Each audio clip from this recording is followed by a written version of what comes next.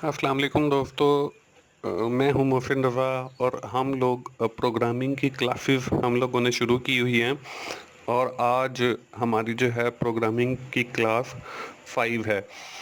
दोस्तों, आज की जो हमारी क्लास है वो basically variables and data types जो हम लोग सी प्लस प्लस के अंदर यूज़ करते हैं उस हवाले से है। तो क्लास शुरू करने से पहले मैं आप सब लोगों से गुजारिश करूंगा कि आप लोगों ने अगर अभी तक मेरा चैनल सब्सक्राइब नहीं किया है तो आप लोग जल्दी से मेरा चैनल सब्सक्राइब कर लें ताकि मेरी हर आने वाली जो वीडियो है वो आप लोगों तक पहुंच सके और आप उससे सीख सकें। दोस्तों, पिछली क्लास के अंदर हम लोगों ने फर्स्ट जो हमारा फ़ी का प्रोग्राम था उस को हमने लिखा और फिर साथ के साथ ही मैंने आपको वही प्रोग्राम जो है विद इन डिटेल समझाया। उसके अंदर जो हमने हर वर्ड यूज़ किया था उसकी भी आपको मैंने डिटेल दी और साथ ये भी बताया कि हम लोग वो वर्ड क्यों यूज़ करते हैं।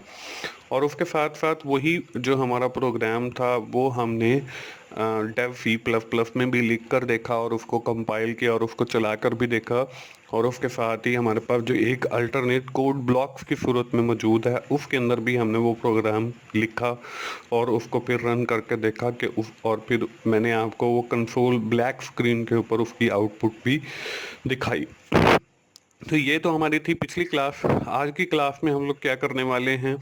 आज की क्लास में दोस्तों हम लोग बात करेंगे दो अहम चीज़ों के ऊपर जिनके बगैर जो है वो डेव पी सी प्लस प्लस के ऊपर हम लोग काम नहीं कर सकते। उसमें जो पहली चीज़ है वो है वेरिएबल और दूसरी है डेटा टाइप्स। वेरिएबल्स क्या होते हैं? वेरिएबल नाम से ही हमने मैथमेटिक्स के अंदर भी अगर आपने पढ़ी है तो उसके अंदर एक वेरिएबल पढ़ा था और वेरिएबल इसलिए पढ़ा था कि उसकी वैल्यू जो है वो वेरी करती रहती है, चेंज होती रहती है। तो यहाँ पे वेरिएबल की डेफिनेशन क्या दी, आइए उसको देख लेते हैं। During the programming we need to store data. जब हम लोग प्रोग्रामिंग कर रहे होंगे या हम अपना कोड लिख रहे होंगे, we need to store the data. हमें ज़रूरत पड़ेगी कि हम अपने डेटा को जो है वो स्टोर करें। This data is store in variable और ये जितना भी डेटा है वो हमारा वेरिएबल्स के अंदर स्टोर होगा। Variables are location in memory. ये मतलब कुछ लोकेशंस हैं मेमोरी के अंदर, मतलब हमारी हार्ड डिस्क के ऊपर फॉर स्टोरिंग डेटा, डेटा को स्टोर करने के लिए। We call them variable because, हम इनको वेरिएबल इसलिए भी कहते हैं, they can contain different values at the different time, कि ये डिफरेंट वैल्यूज को स्टोर करेंगे डिफरेंट टाइम के ऊपर, इसलिए हम इनको वेरिएबल कहते हैं। इसके साथ ही इन प्रोग्राम एवरी वेरिएबल हैव, हर जो वेरिएबल है उसका कोई ना कोई नेम होता है, उसकी कोई ना कोई टाइप होती है और उसका कोई ना कोई साइज होता है और उसकी कोई ना कोई वैल्यू होती है। तो ये जो फोर एलिमेंट्स हैं हम ये कह सकते हैं कि ये हमारे एक वेरिएबल के अंदर होना बहुत ज़रूरी हैं। विदाउट दीज फोर एलिमेंट्स एक वेरिएबल जो है वो एग्जिस्ट नहीं करता। तो इसलिए हर वेरिएबल के साथ इन चार चीज़ों का होना बहुत ज़रूरी है।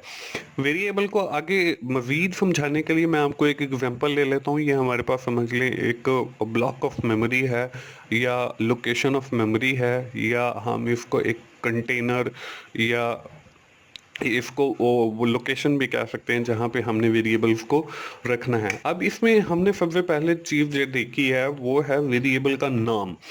अब मैंने जो है इस वेरिएबल का नाम जो मैं डिफाइन करने जा रहा हूँ उसका नाम मैंने फॉर एग्जांपल जार रख दिया है जी। अब ये जार जो है इसका एक एरो मैंने इस कंटेनर की तरफ कर दिया जहाँ पे ये स्टोर होना, ठीक है जी। उसके साथ इंटीजर, इंटीजर जो है वो बेसिकली हम जो जार ले रहे हैं उसकी टाइप है, मतलब डेटा टाइप है, वो किस टाइप का वेरिएबल है ये वो डिफाइन कर रहा है। इसके साथ हमने इसका साइज लिया है कि ये जो जार है इसके अंदर हम 1 लाख तक जो गिनती है वो स्टोर कर सकते हैं। अगर हमने 1 लाख और 2 लिखा तो वो हम इसके अंदर स्टोर नहीं करेंगे क्योंकि it's exceed the size of that variable. वो जो उस वेरिएबल का साइज है वो उससे एक्सीड कर गया है तो वो हम किसी और लोकेशन के ऊपर सेव करेंगे। तो ये वेरिएबल का साइज हो गया जी। अब देखें यहाँ पे मैंने एक 98 लिख दिया। अब 98 जो है वो इस जार के अंदर स्टोर है, ये इसकी वैल्यू हो गई। तो ये चारों चीज़ें जो हैं ये मैंने आपको एग्जाम्पल के ज़रिए भी समझा दी हैं। तो variable basically it's very value, इसकी जो वैल्यू है वो चेंज होती रहती है। अब हमने यहाँ पे 98 स्टोर किया हुआ है, जब हम इसको प्रोग्राम के अंदर कहीं और यूज़ कर लेंगे तो यहाँ पे कोई और वैल्यू आके स्टोर हो जाएगी, फिर वो चली जाएगी। तो इसलिए हम इसको वेरिएबल कहते हैं।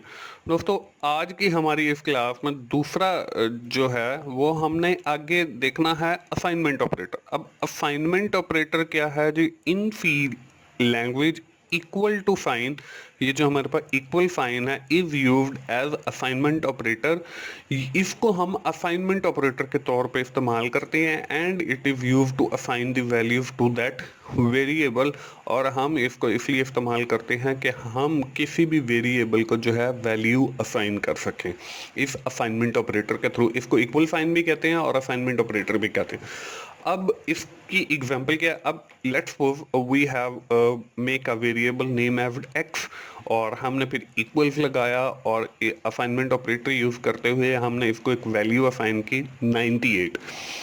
ठीक है जी, हम अब ये कह सकते हैं कि x इक्वल्स 98, कि x की जो वैल्यू है वो 90 है। अब हमने वो चार चीज़ें चेक करती हैं जो हमने पीछे की स्लाइड में देखी हैं, कि नाम उसका x हो गया, आगे असाइनमेंट ऑपरेटर यूज हो गया, ठीक है जी, उसके बाद उसकी जो वैल्यू है वो 98 आ गई, और उसकी जो टाइप है वो इंटीजर है, और उसका 5 हमने डिफाइन नहीं किया हुआ। और ये बाद में मैं आपको 5 के हवाले से बताऊंगा, 5 भी इसके अंदर है क्योंकि इंटीजर है, ये इंट हमारा मतलब इसका 5 आ गया।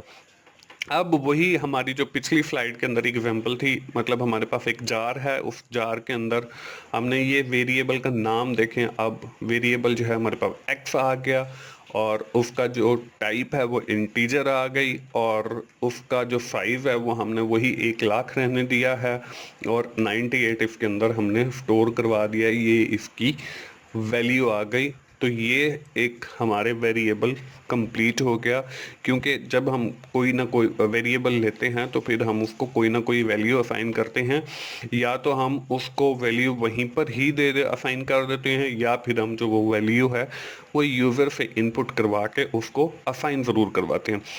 तो ये था हमारा वेरिएबल। और आज की क्लास में हमने दोस्तों ये भी जिक्र किया था क्या हम लोग डेटा टाइप्स के ऊपर भी बात करेंगे। The C language provide different data type for writing program. C language जो है हमारे इसमें हमारे पास डिफरेंट डेटा टाइप्स मौजूद हैं। उन डेटा टाइप्स के अंदर सबसे पहली जो डेटा टाइप है वो हमारे पास इंटीजर है, दूसरी जो हमारे पास डेटा टाइप है वो करेक्टर है, और तीसरी जो हमारे पास डेटा टाइप है वो वर्ड है। अब ये बोलने में तो बिल्कुल ठीक लग रहा है, क्योंकि इंटीजर से पता चल रहा है कि ये हमारे पास कोई गिनती की सूरत में होगा, मतलब 1 2 3 4 5 या इसी तरह ऑनवर्ड अगर हम चलते जाएं तो जितनी भी हमारी गिनती के वर्ड्स हैं वो हमारी इस डेटा टाइप के अंदर मतलब इंटीजर के अंदर आ जाएंगे। इसके बाद हमारे पास करेक्टर है जी। करेक्टर में देखें हमारे पास जितने भी अल्फ़ाबेट्स हैं, मतलब अंग्रेज़ी हरूफ तहज्जी के जितने भी अल्फ़ाबेट हैं, ए है, बी है, सी है, और इसी तरह अगर हम जेड तक चले जाएं तो जितने भी हमारे पास अल्फ़ाबेट्स हैं वो सारे हमारे करेक्टर के अंदर स्टोर होते हैं। इसके बाद हमारे पास वर्ड है। अब वर्ड जो है वो basically is a combination of character या अल्फ़ाबेट्स। तो जो हमारे पास अल्फ़ाबेट्स हैं या जो हमारे पास करेक्टर हैं उनका कॉम्बिनेशन है। जैसे यहाँ पे मैंने 2 वर्ड्स लिख दिए हैं, मतलब टीचर्स ऑनलाइन, तो ये हमारे पास वर्ड की एक एग्जांपल है। अब जो हमारा डेव सी प्लस प्लस का प्रोग्राम है उसके अंदर जो हम वेरिएबल डिफाइन करते हैं उनकी भी एक डेटा टाइप है, ठीक है। या तो वो इंटीजर क्लास से बिलोंग करेगा, या फिर वो करेक्टर क्लास से बिलोंग करेगा, या फिर वो हमारा वर्ड क्लास से बिलोंग करेगा। अब इंटीजर जो है उसको हम डेव सी प्लस प्लस के अंदर इंट से जाहिर करते हैं, और इसी तरह जो हमारा करेक्टर है उसको हम जो है डेव सी प्लस प्लस के अंदर या सी प्लस प्लस के अंदर चार मतलब CHAR से जाहिर करते हैं, बल्कि करेक्टर पूरा नहीं लिखा जाता। और जो हमारा वर्ड है उसको हम स्ट्रिंग से जाहिर करते हैं, मतलब ये हमारी एक स्ट्रिंग है, बल्कि वर्ड नहीं लिखा जाता। अब फर्दर इनकी आगे मज़ीद और सब डेटा टाइप्स भी हैं, जैसे इंटीजर है तो इसकी इंटीजर की एक शॉर्ट इंटीजर होता है, एक हमारे पास लॉन्ग इंटीजर होता है। इसी तरह फिर आगे इसके अंदर और मज़ीद भी सब डेटा टाइप्स हो सकती हैं। तो हम सी प्लस प्लस के अंदर जो हमारी मेन 3 डेटा टाइप्स यूज़ होती हैं वो हमारी इंटीजर है, करैक्टर है और वर्ड है। और आगे अगर हम बात करें सब डेटा टाइप की, तो इंटीजर के अंदर हम कह सकते हैं कि इसकी आगे मज़ीद 3 सब डेटा टाइप्स हैं। उसमें इंट आ जाता है जो होल नंबर के लिए, मतलब 1 2 3 4, और फिर एक शॉर्ट डेटा टाइप है और एक हमारे पास लॉन्ग डेटा टाइप है। आगे आने वाले लेक्चर्स के अंदर इन डेटा टाइप्स के ऊपर हम मज़ीद फर्दर डिस्कशन हमारी जारी रहेगी, और मैं आपको जैसे जैसे प्रोग्राम्स के अंदर हम इंट, कैरेक्टर और स्ट्रिंग यूज़ करेंगे तो मैं आपको साथ साथ समझाता भी जाऊंगा कि यहाँ पे हमने इंटीजर यूज़ किया है, यहाँ पे हमने कैरेक्टर यूज़ किया है और यहाँ पे हमने वर्ड या स्ट्रिंग यूज़ किया। आगे एक और अहम बात, these data types are reserve word of C plus plus language. ये जो हमारी डेटा टाइप्स हैं ये हमारे रिजर्व वर्ड्स हैं। Reserve word mean the reserve word can not be used as a variable name. मतलब हमने जो है इन मतलब इंट के नाम से हम कोई वेरिएबल नहीं बना सकते, और चार के नाम से हम कोई वेरिएबल नहीं बना सकते, स्ट्रिंग के नाम से हम कोई वेरिएबल नहीं बना सकते। तो रिजर्व वर्ड्स का मतलब भी यही है कि हम जो है इनको as a variable name use नहीं कर सकते। तो दोस्तों ये थी हमारी क्लास, आज की 5वीं क्लास। उम्मीद है आप लोगों को प्रोग्रामिंग सीखते हुए मज़ा आ रहा होगा, और अगर आपको मज़ा आ रहा है तो आप लोग इसे अपने दोस्तों से शेयर कीजिए। हम क्विकली समराइज़ कर लेते हैं कि आज के लेक्चर्स में हमने क्या कवर किया है। आज के लेक्चर में दोस्तों हमने बात की है सबसे पहले वेरिएबल्स के ऊपर। उसमें मैंने आपको बताया कि वेरिएबल्स क्या होते हैं, उसके साथ ही हमने डिस्कस किया कि डेटा टाइप्स क्या होती हैं, और उसमें मैंने आपको बताया कि हमारे पास डिफरेंट डेटा टाइप्स मौजूद हैं सी प्लस प्लस के अंदर जो हम यूज़ करते हैं अपना प्रोग्राम लिखने के लिए। उम्मीद है आपको आज की क्लास का मज़ा आया होगा, और अगर आपको मेरी वीडियोस अच्छी लग रही हैं तो आप अपनी फीडबैक ज़रूर दीजिए, अपने दोस्तों से शेयर कीजिए और मेरी वीडियोस लाइक कीजिए, और मोहसिन भाई का चैनल ज़रूर सब्सक्राइब कीजिए, और मोहसिन भाई को दुआ में याद रखिए। थैंक यू वेरी मच दोस्तों, अल्लाह हाफिज़।